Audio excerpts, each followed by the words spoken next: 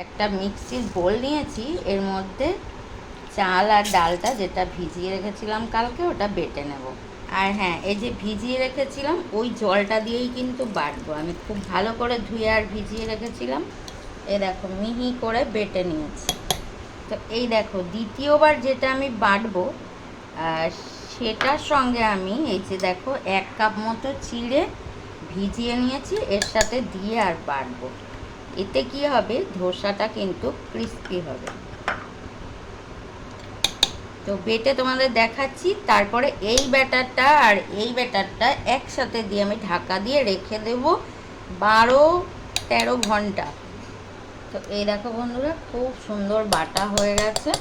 এবার কিন্তু আমি এই যে দুটো যে আলাদা আলাদা বেটেছি এক জায়গায় করে দিলাম। তো দিয়ে এটা ভালো করে এই যে দেখো জানলা দিয়ে রোদ্দুর আসছে, এই দেখো। তো এখানে বসিয়ে রেখে দেবো। অনেকে জানো তো ঢাকা দিয়ে ছাদে রেখে আসে, তাহলে ফার্মেন্টেশনটা ভালো হয়। তো আমি তো বেরিয়ে যাব দোকানে, আমি এখানেই চাপা দিয়ে রেখে যাব, রাতে এসে বানাবো ধোসা। তো এই ব্যাটারটা যদি একটা ঢাকা দেওয়া বোলের মধ্যে, টাইট ঢাকা দেওয়া বোলের মধ্যে রাখা যায়, তাহলে কিন্তু আরও ভালো হয় ফার্মেন্টেশন। তো এ দেখো আমার এই জায়গাটা যখন ব্যাটারটা ফুলে যাবে তখন কিন্তু ছোট হয়ে যাবে, তাই আমি দুটো জায়গায় করে নিয়েছি। আর আমার কাছে ওই বোলটা বোলটা একটু ফেটে গেছে, তাই আমি এই বোলের মধ্যেই রাখলাম, ভালো করে ঢাকা দিয়ে রেখে দেবো। রাতে এসে বানাবো ধোসা, তোমাদের দেখাবো।